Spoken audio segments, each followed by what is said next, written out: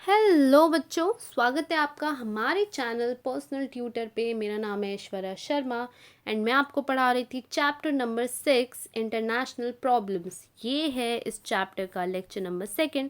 चलिए स्टार्ट करते हैं। Lecture number 2 we have to start from Stockholm to Paris conference. In order to discuss the immediate and long-term problems related to the environment and to find solutions on them, a United Nations Conference on Human Environment was called at Stockholm from 5th to 16th June 1972. तो जितने भी environment से related problems हो रहे थे, ज़रूरत थी कि उन पे इमीडिएट डिस्कशन हो और इन लॉन्ग टर्म प्रॉब्लम्स के बारे में सोचा जाए और सल्यूशन निकाला जाए।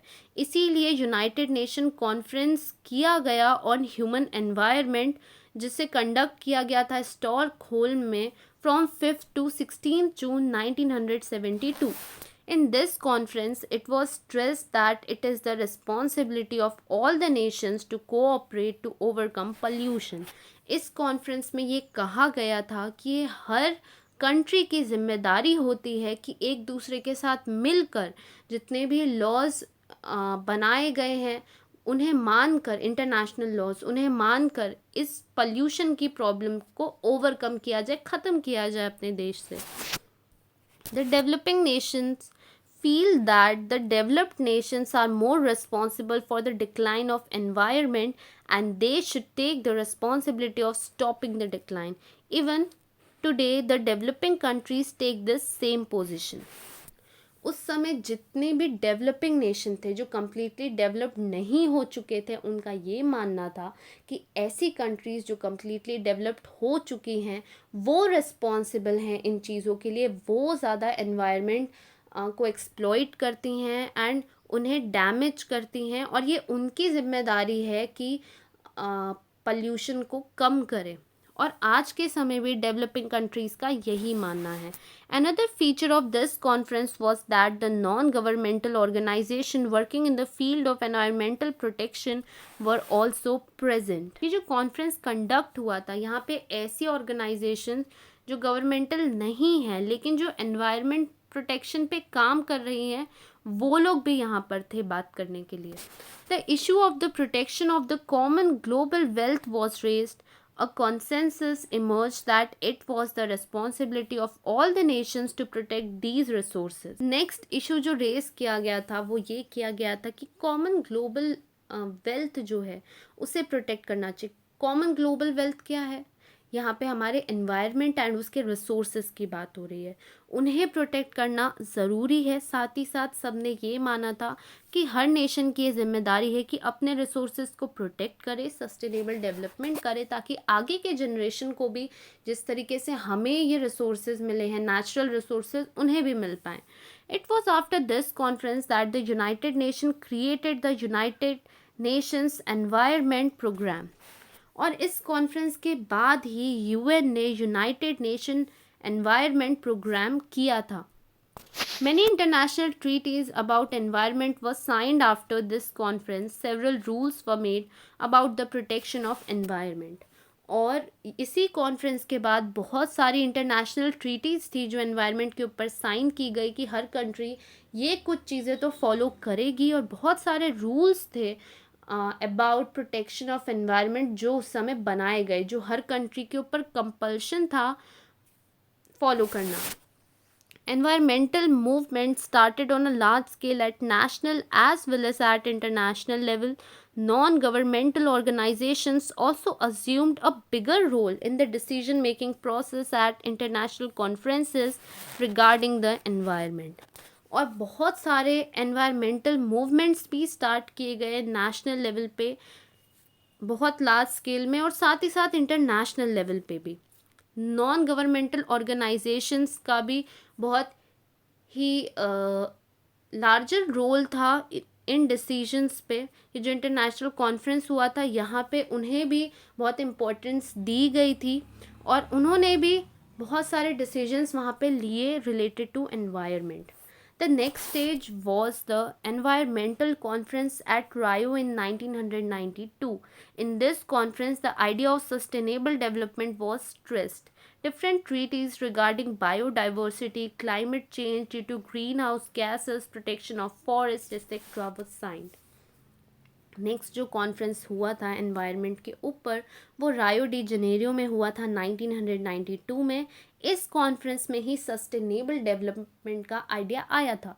सस्टेनेबल डेवलपमेंट मैंने आपको पहले भी समझाया है, ऐसा डेवलपमेंट होता है जो कहता है कि आपको डेवलपमेंट करना है तो आप करो, लेकिन इस तरीके से रिसोर्सेज को यूज़ करो कि नेक्स्ट जनरेशन, फ्यूचर जनरेशन को भी वो रिसोर्सेज मिल पाएँ. तो इसी कॉन्फ्रेंस में सस्टेनेबल डेवलपमेंट की बात की गई थी और बहुत सारे ट्रीटीज़ भी साइन की गई थी related to biodiversity, climate change due to greenhouse gases, protection of forest, इन सारे टॉपिक्स के ऊपर. इन 1997 the conference at Kyoto laid down the protocols for the developed countries for preventing climate change. These were applicable for 15 years. 1997 में again एक conference हुआ था Kyoto में, जहाँ पे कुछ रूल्स डेवलप कंट्री के लिए बनाए गए थे. इसलिए बनाए गए थे ताकि क्लाइमेट चेंज को रोका जा सके और ये 15 साल तक एप्लीकेबल थे. After this, a conference on climate change was held at Paris in November 2015. An appeal was made in this conference that all nations should make concerted efforts to stop climate change and global warming, and that the developed countries should help the developing countries to acquire the technology to achieve these goals. इस conference के बाद ही एक और conference हुआ था Paris में नवंबर 2015 में. यहाँ पे सारे नेशन से ये रिक्वेस्ट की गई थी कि आप अपने तरफ से जितने एफर्ट्स ले सकते हो आप लो, ताकि क्लाइमेट चेंज को रोका जा सके, ग्लोबल वार्मिंग को रोका जा सके.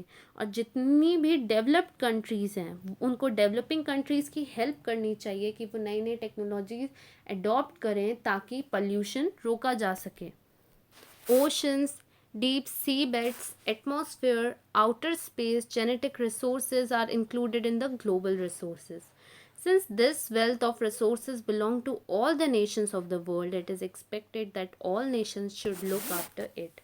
और कुछ ऐसी चीज़ें हैं जिन्हें ग्लोबल रिसोर्सेज माना जाता है जो हर कंट्री को इक्वली डिवाइडेड है या इक्वली बिलोंग करती है. जैसे ओशंस हो गए, सी बेड्स हो गए, एटमॉस्फेयर हो गया, हमारा आउटर स्पेस हो गया, जेनेटिक रिसोर्सेज हो गए, ये चीज़ें. तो ये एक्सपेक्ट किया जाता है कि सारी कंट्रीज़ मिलकर इन ग्लोबल रिसोर्सेज का ध्यान रखें. Now coming to next issue, terrorism. This is a major problem of our time. Several countries in the world are facing this problem. No nation is capable of countering terrorism entirely on its own. Hence, terrorism is considered to be a global problem. आतंकवाद ये हमारे देश का या इस पूरी दुनिया का एक मेजर प्रॉब्लम है. बहुत सारी कंट्रीज़ हैं जो ये फेस कर रही हैं वर्ल्ड में, और कोई भी कंट्री इसे कम्प्लीटली ख़त्म करने में सक्सेसफुल नहीं रही है, इसीलिए ये ग्लोबल प्रॉब्लम है. What is terrorism? Terrorism is spreading fear and terror in a society by using और threatening to use violence against common and innocent people for achieving political goals.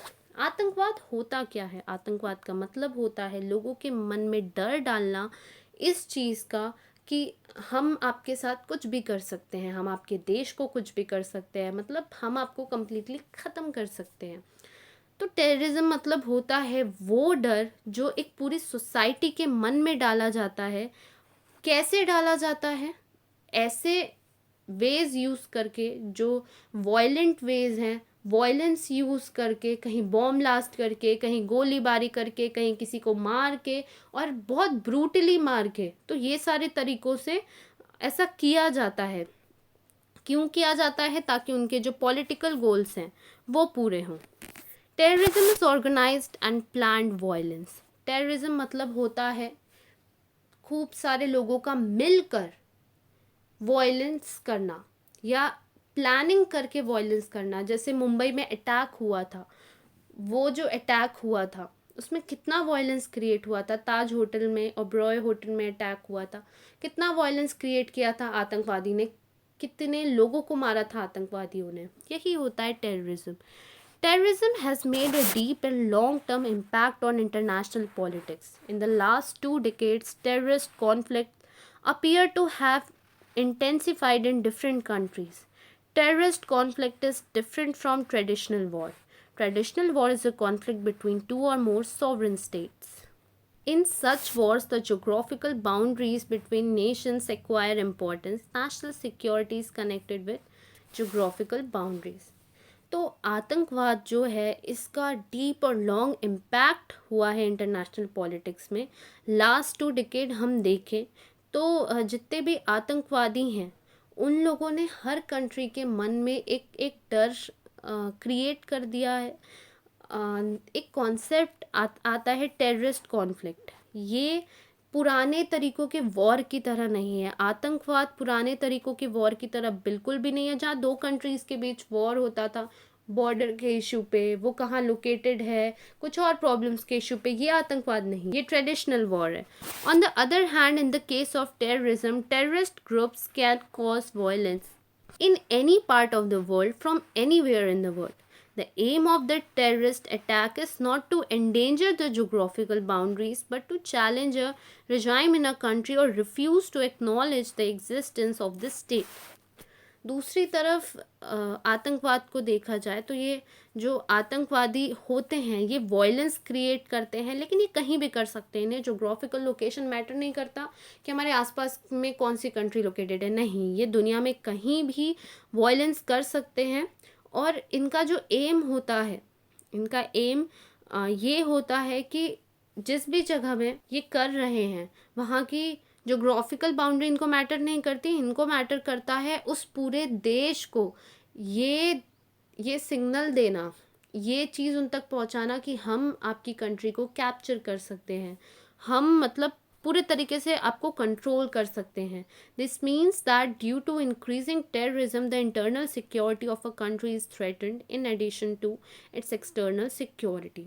इसका मतलब है कि आतंकवाद के बढ़ने के कारण किसी भी कंट्री की इंटरनल सिक्योरिटी को तो डर है ही, पर साथ ही साथ एक्सटर्नल सिक्योरिटी को भी डर है। मतलब एक्सटर्नल को तो चलो समझ भी आता है, बट इंटरनल को भी डर है। मतलब ये लोग ऐसे हैं जो पूरे कंट्री को कैप्चर करना चाहते हैं, तो अंदर रह रहे लोगों को भी उतना ही डर है। Now coming to the problems of the refugees, people who have to leave their motherland against their wishes or are forced to go to other nations seeking refuge or for security are called refugees. तो actually refugees होते क्या हैं? ये वो लोग होते हैं जिन्हें अपनी मातृभूमि, अपना कंट्री छोड़कर दूसरी कंट्री जाना पड़ता है, या तो अपनी मर्ज़ी के बिना फोर्सफुली भेजा जाता है, या तो वो उन्हें इसलिए जाना पड़ता है क्योंकि इस कंट्री में उनका लाइफस्टाइल नहीं चल पा रहा है, उन्हें अब दूसरी जगह जाकर अपनी लाइफस्टाइल चलाने की, अपनी लाइवलीहुड का सोर्स ढूंढने की ज़रूरत है। उन्हें रिफ्यूजीज़ कहा जाता है। People became refugees due to torture और persecution for belonging to a particular race or religion due to war or a disaster etc. कोई भी आदमी रिफ्यूजी उस समय बनता है जब उसे अपने देश में टॉर्चर किया जा रहा है, इसलिए किया जा रहा है क्योंकि वो किसी पर्टिकुलर रेस से बिलोंग करता है, रिलीजन से बिलोंग करता है, या तो उस कंट्री में वॉर हो रहा है, डिज़ास्टर हो रहा है, तो उसे दूसरे कंट्री जाना पड़ रहा है। जब इंडिया पाकिस्तान का भी पार्टीशन हुआ था तो पाकिस्तान से बहुत सारे रिफ्यूजीज़ थे जो इंडिया आए थे। यही रीजंस थे, क्योंकि रिलीजन के कारण उन्हें भेजा गया और बहुत टॉर्चर किया जा रहा था उन्हें उस कंट्री में। In such situation, people are forced to leave their own country and seek shelter in another country. ऐसे सिचुएशन में लोगों को फोर्स किया जाता है कि वो अपना देश छोड़ें और दूसरे देश में जाकर अपना ठिकाना ढूंढें। Before the Second World War, the Jews were tortured in Germany. Their citizenship and property was confiscated. Due to this, the Jews became refugees. Second world war से पहले जर्मनी में जो ज्यूज़ थे उन्हें बहुत ज़्यादा टॉर्चर किया जा रहा था, उनकी सिटीज़नशिप, उनकी प्रॉपर्टी सब छीन ली गई थी, और इसीलिए वो लोग रिफ्यूजीज़ बनकर दूसरे कंट्रीज़ में शिफ्ट हो रहे थे, माइग्रेट कर रहे थे। In 1971 the people in East Pakistan turn refugee and came to India seeking refuge due to political and religious persecution. Next 1971 में ईस्ट पाकिस्तान मतलब बांग्लादेश तरफ के जो लोग थे वो लोग अपना कंट्री छोड़कर इंडिया आ रहे थे, क्योंकि उन्हें वहाँ बहुत सारी प्रॉब्लम्स हो रही थी, रिलीजन के ऊपर प्रॉब्लम्स हो रही थी, पॉलिटिकल प्रॉब्लम्स हो रही थी. In the last few years, due to war-like situation in Iraq and Syria, a lot of people are leaving Syria as refugees. We came cite many such examples of refugee. और कुछ सालों से Syria और Iraq में बहुत सारी problems आ रही हैं, जिस कारण से सीरिया के लोगों को अपना कंट्री छोड़कर दूसरे कंट्री में एज अ रिफ्यूजी शिफ्ट होना पड़ रहा है. When people of any country are forced to leave their own country as refugees, they have to face many problems. The most important problem is to decide where to go and will that nation give us shelter. ऐसे लोग जिन्हें अपना देश छोड़कर forcefully दूसरे country में shift होना पड़ रहा है, उन्हें बहुत सारी परेशानियां फेस करनी पड़ती है. सबसे पहली परेशानी रहती है कि कहाँ जाएं, किस नेशन में जाएं, कहाँ रहें. These are the questions that they face. Secondly, they have to also take along with them other members of their family. It involves a lot of physical and emotional stress. और इन questions के बाद दूसरी जो problem आती है वो ये आती है कि ये लोगों को अपने साथ अपने फैमिली मेम्बर्स को भी लेकर जाना पड़ता है, और इसके कारण बहुत ज़्यादा फिज़िकल स्ट्रेस तो होता है, इमोशनल स्ट्रेस भी होता है, क्योंकि पैसे नहीं रहते, आप नई जगह पे जा रहे हो, महंगी है, कितनी प्रॉब्लम होनी है, रोज़ का आप खाना पीना से लेके सब कुछ कैसे चलाओगे. Apart from this, there are problems caused by natural elements like heat, rain, storms, as well as shortage of food, sickness, and enemy in pursuit, etc. In this process, many people lose their life. इसके अलावा इन लोगों को दूसरी problems भी होती हैं कि किसी जगह ठंडी जगह से आए, किसी जगह बहुत ज़्यादा गर्मी है, बहुत ज़्यादा बारिश है, कुछ भी हो गया, बाढ़ आ गई, कभी स्टॉर्म आ गया, खाना नहीं मिल रहा है, तबीयत ख़राब. आपने खुद देखा होगा, जब आप एक सिटी से दूसरे सिटी भी कुछ दिन के लिए रहने जाते हो तो थोड़ा बहुत अनईजी आपको फील होता है, बहुत बार आपकी तबीयत ख़राब हो जाती है, क्योंकि एकदम से एनवायरनमेंट सूट नहीं करता है. तो आप खुद सोचो कि ये लोग एक कंट्री से दूसरी कंट्री जाते हैं तो उनको कितनी परेशानी होती होगी, साथ ही साथ दूसरे कंट्री वाले एक्सेप्ट करेंगे कि नहीं, और इसी कारण से ये लोग अपनी जान गंवा देते हैं. Once the refugees reach a safe place, they have new challenges. They need to find work, a place to live, and other problems of a day-to-day nature. If the language and culture in the other nations are different, then adjusting to that poses difficulties. एक बार एक refugee कोई safe place पहुंच गया तो उसके life में नए नए चैलेंजेस आ जाते हैं. सबसे पहले कि उसे एक रहने की अच्छी जगह चाहिए, फिर उसे काम चाहिए, फिर उसे रोज़ की जो परेशानियां हैं वो फेस करनी पड़ेगी. साथ ही साथ आप दूसरे नेशन में गए, वहाँ का लैंग्वेज अलग है, वहाँ का कल्चर अलग है, आपको उसमें भी एडजस्ट होना पड़ेगा. There is no assurance that the people in the nation which gives shelter to refugees will accept them. On the contrary, as the number of refugees increase, the strain on the economy of the host nation increases. और इस चीज़ की भी surety नहीं होती कि refugees जिस nation में गए हैं वहाँ के लोग इन्हें एक्सेप्ट करेंगे. साथ ही साथ जैसे जैसे नंबर ऑफ़ रिफ्यूजीज़ इंक्रीज़ होते जाते हैं, बढ़ते जाते हैं, तो ये लोग जिस कंट्री पे गए हैं उस कंट्री के ऊपर भी बोझ आता जाता है. A shortage of essential goods is created. There may be an increase in crime or even inflation. The locals may lose their job. A problem of law and order may crop up. Many such problems may emerge. Due to these problems, many nations are not ready to give shelters to refugees and resettle them.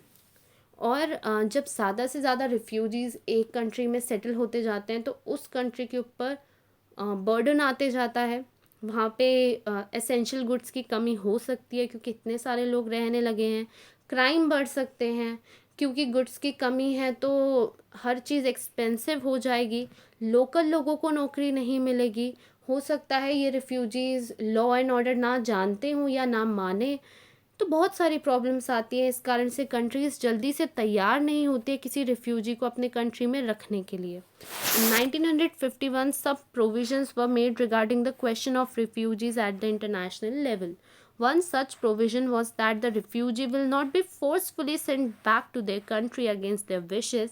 Similarly, an office of High Commissioner of the United Nations has been established to solve these problems. 1951 में कुछ provisions refugees के ऊपर भी बनाए गए थे international level पे. उसमें से एक प्रोविज़न ये था कि किसी भी रिफ्यूजी को ज़बरदस्ती अपने देश वापस नहीं भेजा जाएगा. उसी समय एक ऑफिस क्रिएट किया गया था of high commissioner of United nation, जिन्हें ये जिम्मेदारी दी थी कि आप ये रिफ्यूजीज़ का प्रॉब्लम सॉल्व करो. In all nations safeguarded and fostered human rights, exploitation and violence would refuse. All people will be able to achieve their own development safely and securely. Human rights can be more effectively implemented if the environment is safeguarded and if terrorism is completely wiped out. Her nation safe रहेगा और हर nation अगर human rights देता है तो वो safe भी रहेगा, वहाँ पे एक्सप्लॉयटेशन भी नहीं होगा और वॉयलेंस भी कम हो जाएगा. सारे लोग अपनी लाइफ आराम से जी पाएंगे, डेवलप भी कर पाएंगे, सेफ रहेंगे, सिक्योर रहेंगे. और ह्यूमन राइट्स को ज़्यादा से ज़्यादा इफ़ेक्टिव बनाने के लिए एनवायरनमेंट को भी सेफगार्ड करना चाहिए और कोशिश करनी चाहिए सारे नेशंस को कि आतंकवाद को जड़ से निकाल फेंके. No group of people will have to become refugee. For this, all nations have to come together, cooperate with each other, take concrete actions and bring about actual changes. किसी भी आदमी को रिफ्यूजी ना बनना पड़े, किसी भी आदमी को फोर्सफुली अपना देश ना छोड़ना पड़े, इसीलिए सारी कंट्रीज़ को साथ आकर कोऑपरेट करने की ज़रूरत है. सारी कंट्रीज़ को बोल्डली इम्पॉर्टेंट डिसीजंस लेने की ज़रूरत है और एक्चुअल चेंजेस लाने की ज़रूरत है. Next year we shall study how India has progressed in this direction. और नेक्स्ट ईयर हम इस बारे में पढ़ेंगे कि ये जो डिफरेंट डायरेक्शंस हैं इन पे इंडिया ने कैसे प्रोग्रेस किया है. तो यहाँ पे आपका चैप्टर ख़त्म होता है. इफ़ आपको कोई भी डाउट हो तो आप हमें श्योर कमेंट सेक्शन पे पूछ सकते हैं. Thank you for watching.